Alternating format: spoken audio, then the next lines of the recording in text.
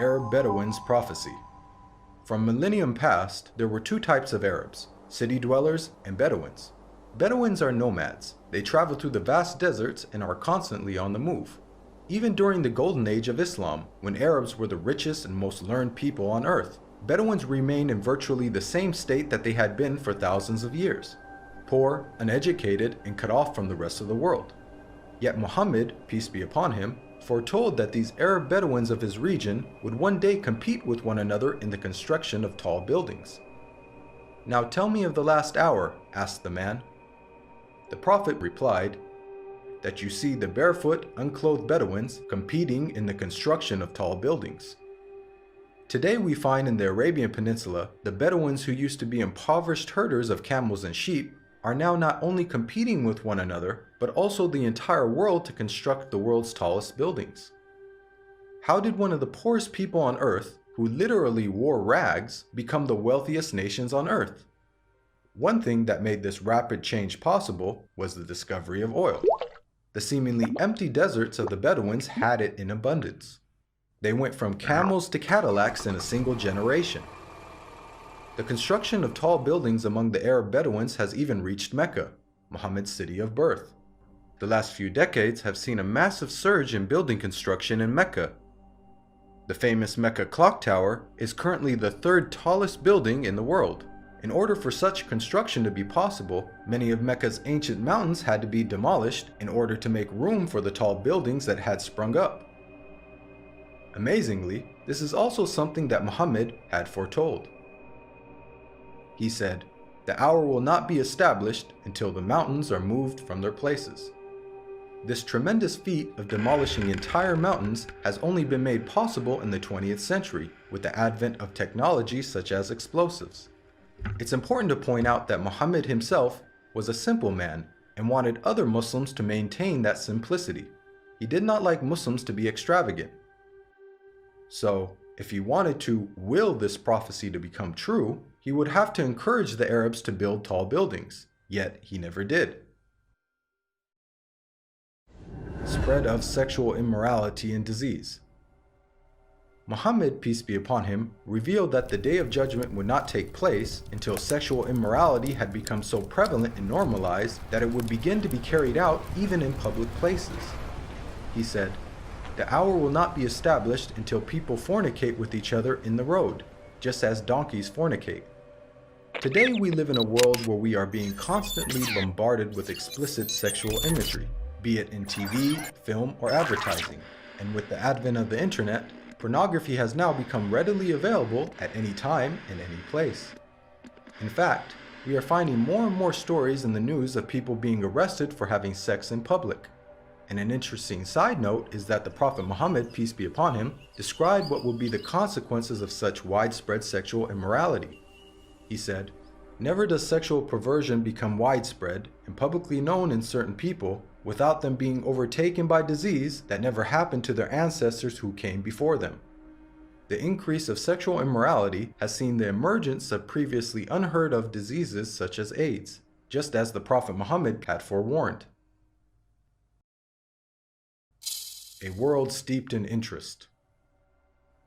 Muhammad, peace be upon him, claimed that the practice of interest would one day become so dominant that even those who try to avoid it will still feel its impact.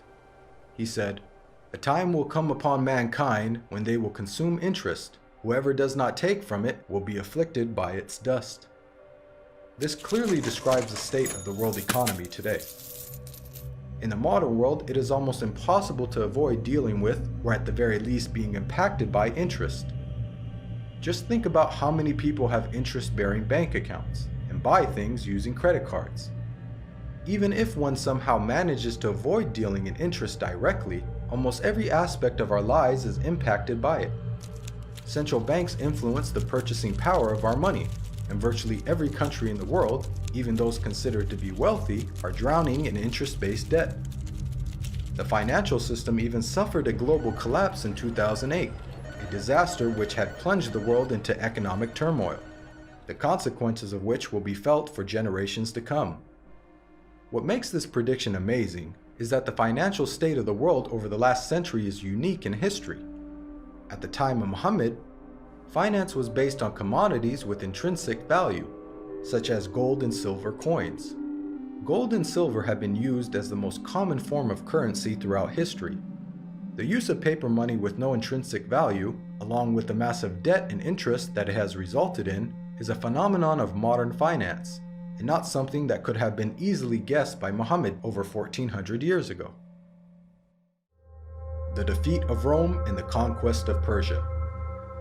During the Battle of the Trench, where Muhammad, peace be upon him, and his followers were under siege by their enemies, being outnumbered 3-1 and staring in the face of certain defeat, the Prophet made some bold predictions. He said, "God is most great. I have been given the keys of Syria. By God, I can see its red palaces at the moment. God is most great. I have been given Persia.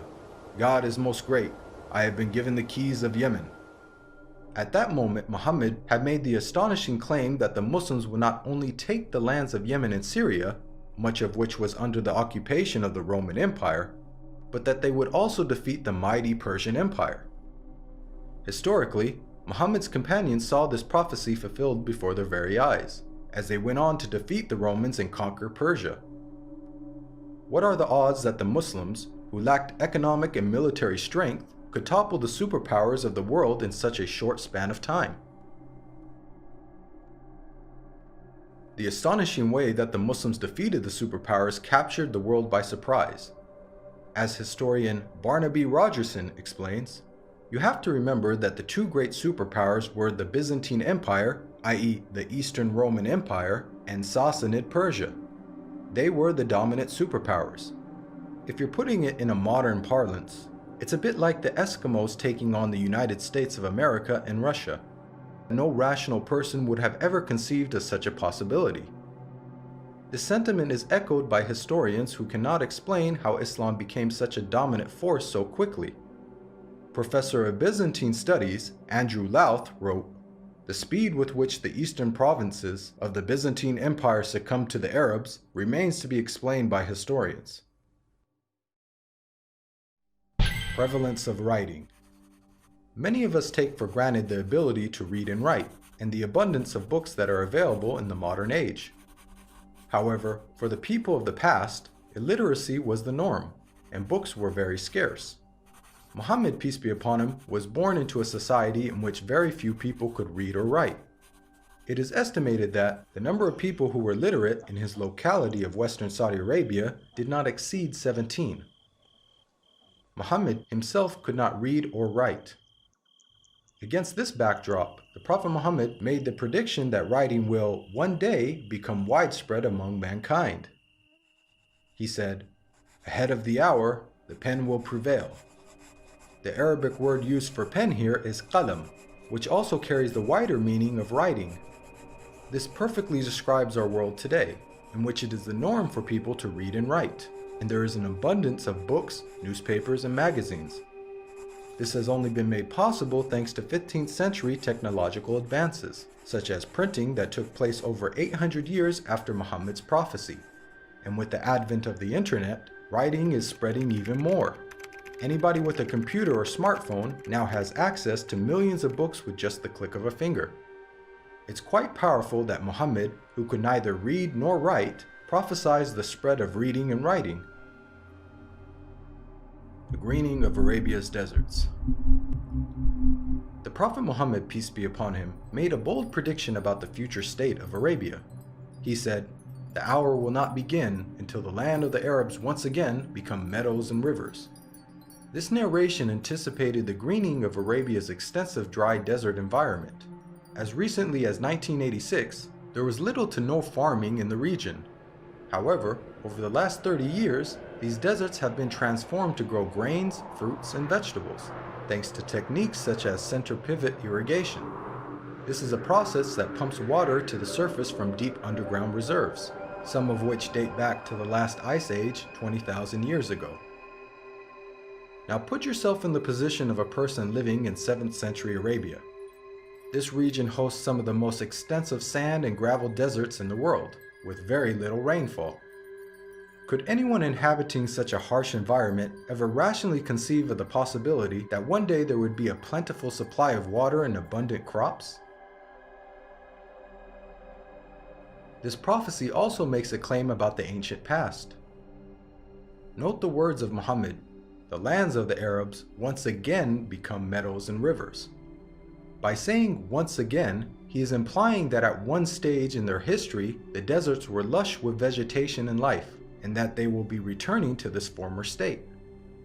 Geologists now know that the Arabian Peninsula was, indeed, once filled with meadows and rivers in ancient times.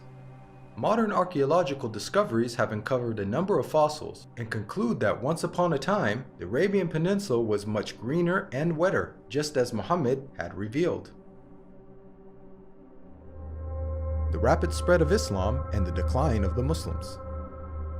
Muhammad, peace be upon him, predicted that the Islamic civilization would reach both east and west. He said, "God folded the earth for me, and I saw its east and west, and the dominion of my nation will reach as far as the earth was folded for me." History bears witness to the fact that Islam spread rapidly, both east and west, just as Muhammad boldly had foretold. At the time, this was a geographic expansion the likes of which the world had never witnessed. The Islamic Empire was the largest the world had ever seen. The Prophet Muhammad not only informed us about the spectacular rise of the Muslims, he also foretold their decline. He said, "The nations will call each other and set upon you, just as diners set upon food." Someone then asked, "Will it be because of our small number that day?" The Prophet Muhammad replied, "Rather, on that day you will be many, but you will be like foam, like the foam on the river." Here we can see that Muhammad prophesied the dire circumstances in which the Muslims would find themselves. He explained that a day would come in which the Muslims would be large in number, but in such a state of weakness that other nations would invite one another to set upon them. The analogy of Muslims being eaten as a meal was given, which emphasizes just how helpless they would become. This prediction accurately describes the radical turn of events that took place in the Muslim world in the 19th and 20th century. Prior to this, the Muslim lands had grown to become some of the most powerful in the world. From the time of the death of Muhammad until the 19th century, the Muslims were economically, politically, militarily, and technologically far ahead of most of the world. Then the unthinkable happened. Nearly all the Muslim world was occupied, colonized, and militarily defeated by non-Muslim nations. Russia had annexed the Caucasus. France controlled Algeria, Morocco, and Tunisia. Great Britain occupied Egypt, Syria, Iraq, Palestine, and India. And the Dutch controlled Malaysia and Indonesia. Of the 50 Muslim countries that exist today, only a few survived occupation, and the ones that did were still subject to colonial masters. All of this is just as the Prophet Muhammad had predicted. At the time, there was an estimated 200 million Muslims, representing 12.5% of the world's population. But their considerable numbers could do nothing to prevent the defeat by their rivals. They were weak like the foam on a river. Again, just as Muhammad had foretold. If we reflect on this prediction, it is quite counterintuitive. If this prediction was guesswork, then it would have made more sense to state that the Muslims would be diminished in number and that would be the cause of their weakness. Yet Muhammad predicted the exact opposite. A paradoxical situation of the Muslims being vast in number but very weak, and it came true.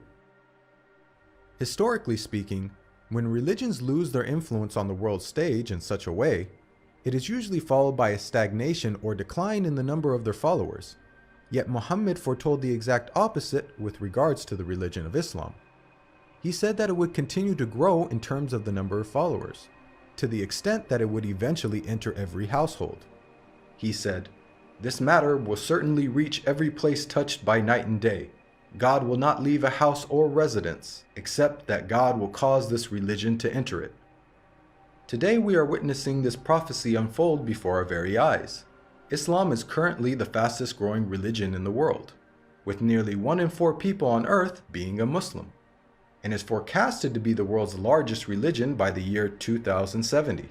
This is despite Islam being constantly attacked by the media, the colonization of Muslim lands, and the many wars that have been waged in the Muslim world.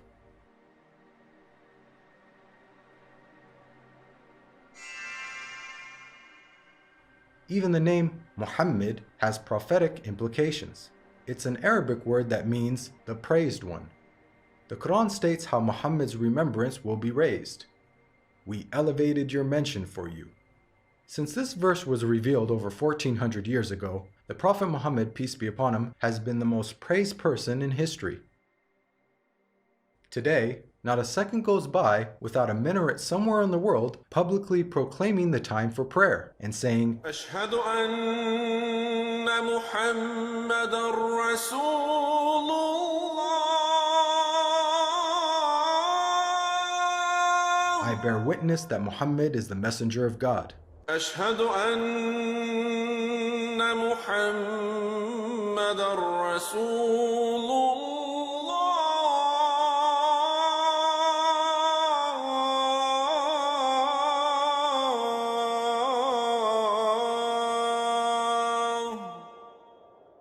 Moreover, the name Muhammad is consistently the most popular name given to newborns across the globe. This is despite the fact that Muhammad never encouraged Muslims to adopt his name. In fact, he said that the best names are Abdullah and Abdurrahman.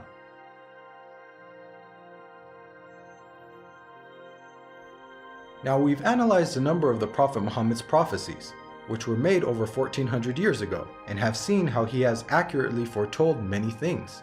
Purely from the standpoint of basic probability, for someone to accurately guess about such future events, which spanned across multiple nations in different time periods, many of which were outside the sphere of Muslim influence, to give so many predictions without making a single mistake is utterly impossible. Today, millions of people believe in false prophets and follow false systems for guidance in life. As human beings, we're willing to follow false prophets, man-made systems, and baseless superstitions, but why don't we accept the real guidance when it comes from God? God empowered the Prophet Muhammad with accurate prophecies as a way for us to distinguish the true prophets from the false. Truth has now arrived, and falsehood perished, for falsehood is, by its nature, bound to perish.